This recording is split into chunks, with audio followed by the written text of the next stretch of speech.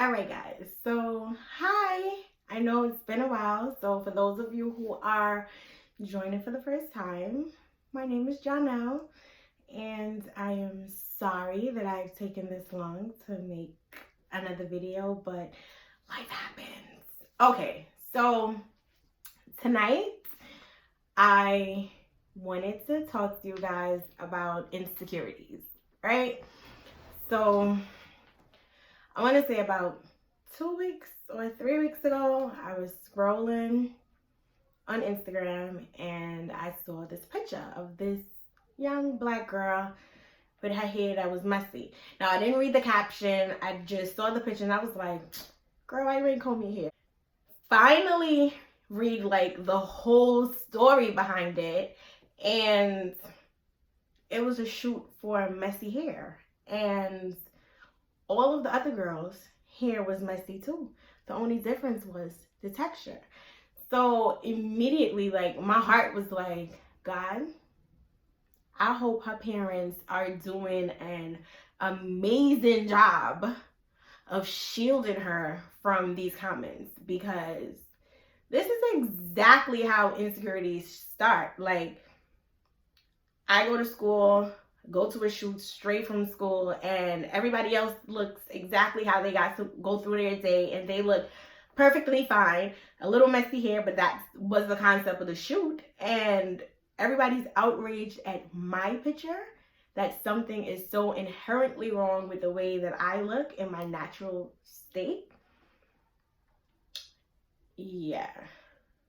So of course that made me start thinking, like, what was like my first insecurities? So if you guys have not noticed, I am African American, I'm black, and add another layer, I am dark skinned. So my first insecurities came around two things for me very early. The color of my skin and my hair. So kids are mean. Kids are so mean. So like when I was younger, of course, the kids had nicknames for me. So the two that stick out and I remember the most, and even like to this day, like my brother, like he would be like, remember the kids used to call you? So the two that used to like stick out to me the most was Blacky Tacky. Kids are so creative, right? How did they even come up with that? I have no idea. I had to be like about 6, 7. Blacky Tacky and Black Attack. Like, how did they come up with this? I don't know. But those were the two names that the kids used to call me. And I distinctly remember going home one day and like crying. I wasn't even crying because I think I was just angry, and I blamed my mother. I was like, you know what, mommy? It's your fault I'm dark skinned. It's your fault I'm dark skinned because you married a dark skinned man. And my mother just kind of looked at me like, what? Because now, let's take a step back.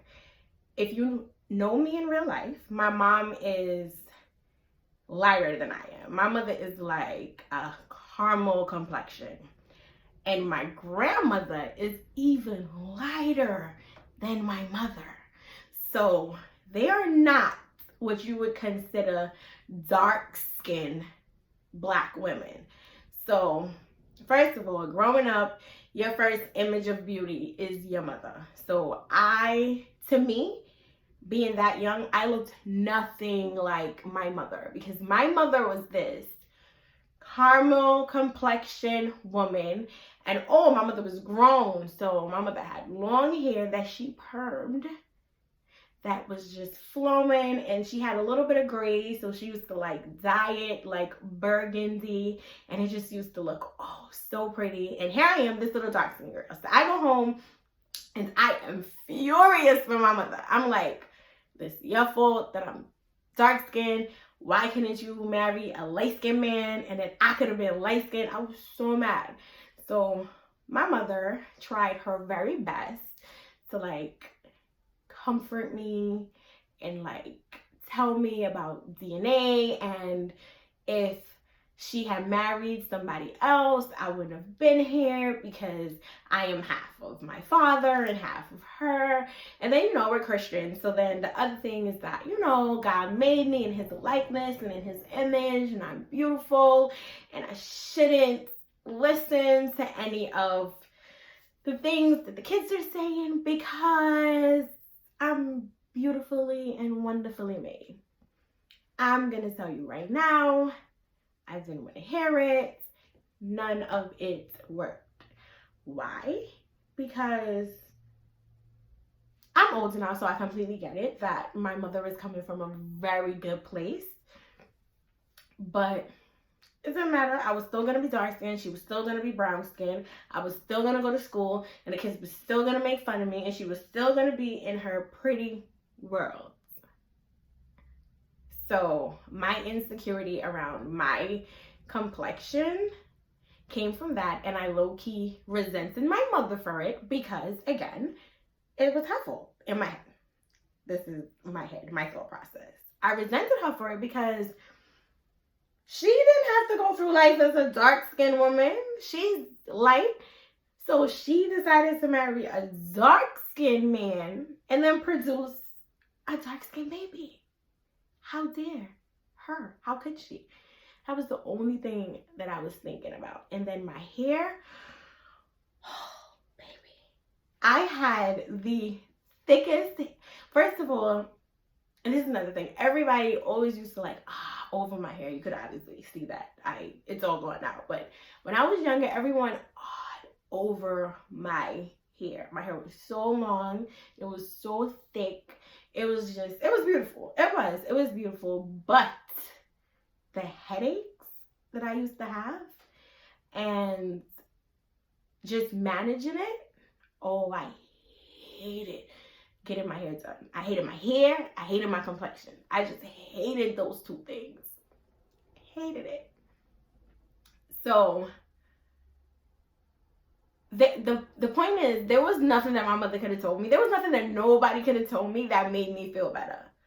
So a little pointer, if you are raising a little dark-skinned girl and you are light-skinned, you might have a little struggle. At least I struggled. I don't know if that's everybody's story, but I know I definitely struggled because, again, as a little girl, your first image of beauty is your mother, and my mother did not look like me.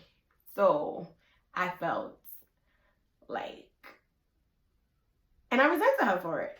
I resented her for it because, to me, it was her fault. She married who told her to marry a dark-skinned man? Those were my first encounters with insecurities. How did I get over it? I'm going to be very honest with you. It just took time. And, as cliche and corny as it sounds, representation, really, really, really mattered. So I started seeing dark-skinned women on TV, and they were pretty confident and beautiful, and I just started embracing that. I remember I've always loved Kelly Rowland, so I've always had a little colorism battle because everybody was so into Beyonce, and I was just yeah, that little dark skin girl though, that dark skin girl. And I just started seeing more people that I want to say I identified with. And the thing is, and this is for family members, you have to be so careful with the words that you tell little dark-skinned people, because, and nobody knew that I was battling with these things, but then at the same time too, my family made it no better. And I know that they didn't think about it like that, but it did affect me. So I remember my aunts used to call me little black girl. So every time they'll sing me, they'll sing that song little black girl, go to school and learn, and and just some of the comments, my aunts would be you better not marry a dark-skinned man, because then ain't nobody gonna see your baby. Like, we will not be able to see your baby.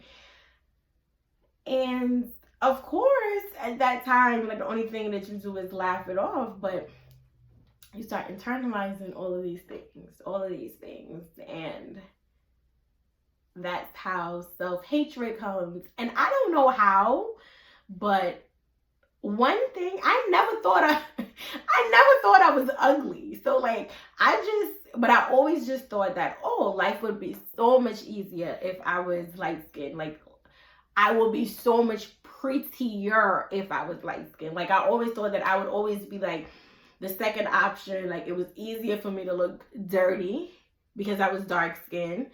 And I just always thought I was like second best because I was dark skinned. Second best.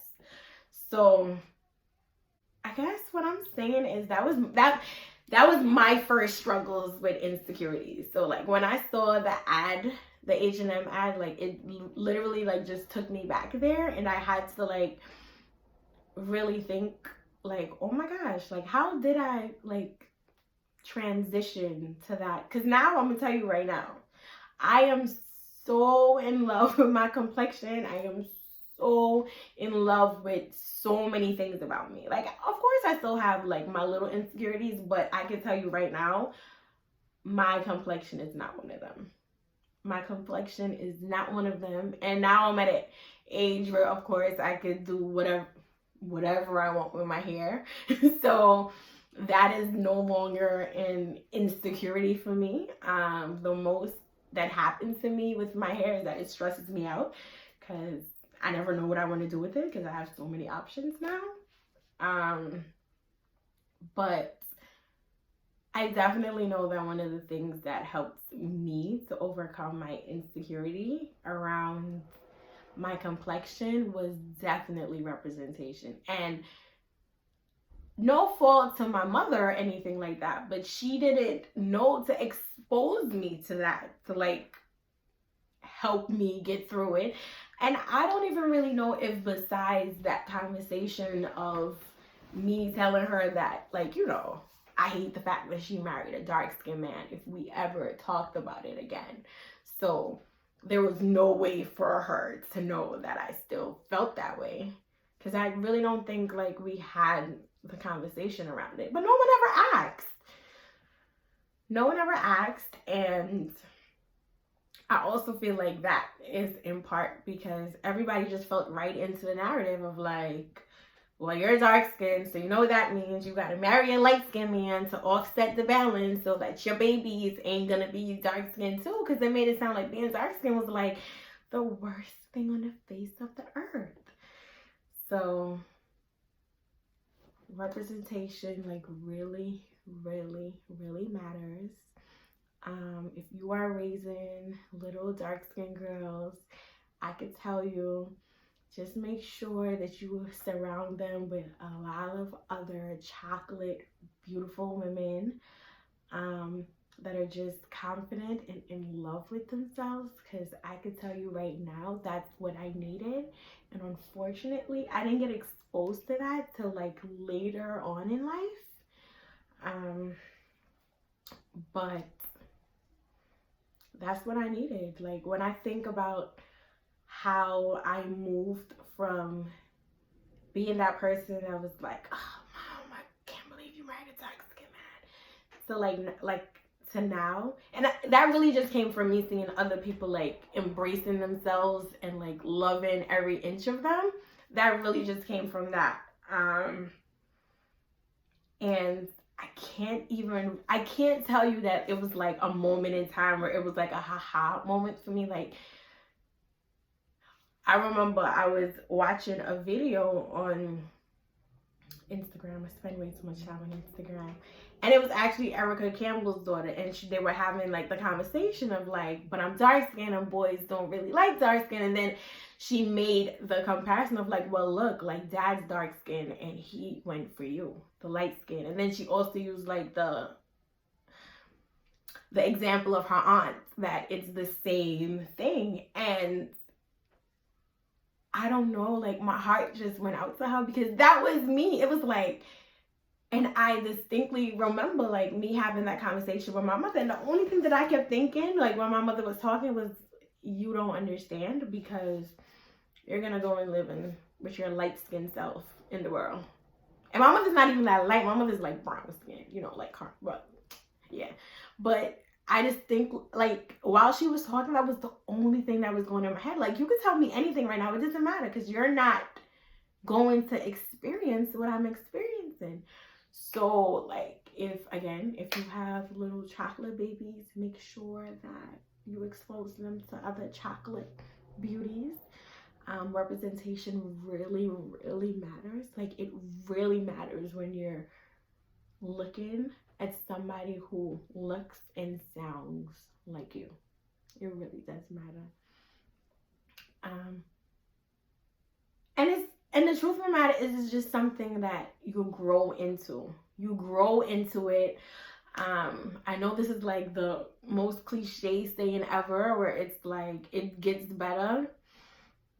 The older you get, the wiser you get. It just gets better. Like you just falling in love with yourself is a journey. And I feel like the younger that you have people telling you that you're beautiful and just celebrate everything about you, the shorter that journey would be. But even in that journey, like it just gets better as you get older. So my hope is that from this, if you haven't thought about it, and you're raising little chocolate girls, just make sure, especially if you are not chocolate yourself, make sure that you surround them with as much chocolate people as possible. And of course, vice versa, like if you're dark skinned and you're raising a baby of a lighter complexion. Because again, like our moms are like the first standard of beauty for us. Like everybody wants to look like their mother. Everybody wants, because they're just like the most beautiful things on the face of the earth. So your first hit on like insecurity is if you don't look like your mother. Yeah. Or at least it was for me. This, of course, is my video, so it's from my standpoint. So that's how it was for me. So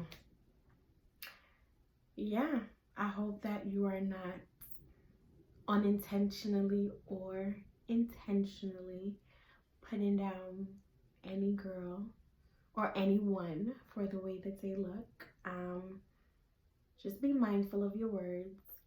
People take those things in and they become part of who they are, and it definitely shapes the way that they move through the world. So with kids teasing me at school, me not looking at like my mom, and then hearing those comments from family members, it really made me feel like second. I just always felt like I wasn't the prettiest girl in the room. I was always second best, and I always felt like that thing that would put me over the top was if I was of a lighter complexion or had straight hair. And those things are definitely not true, because now, like I said, I am so in love with my complexion. Like I am so in love with my complexion. In the summertime, I have natural highlights. I am so in love with my complexion. Like now I can't even like picture me being any other shade of brown.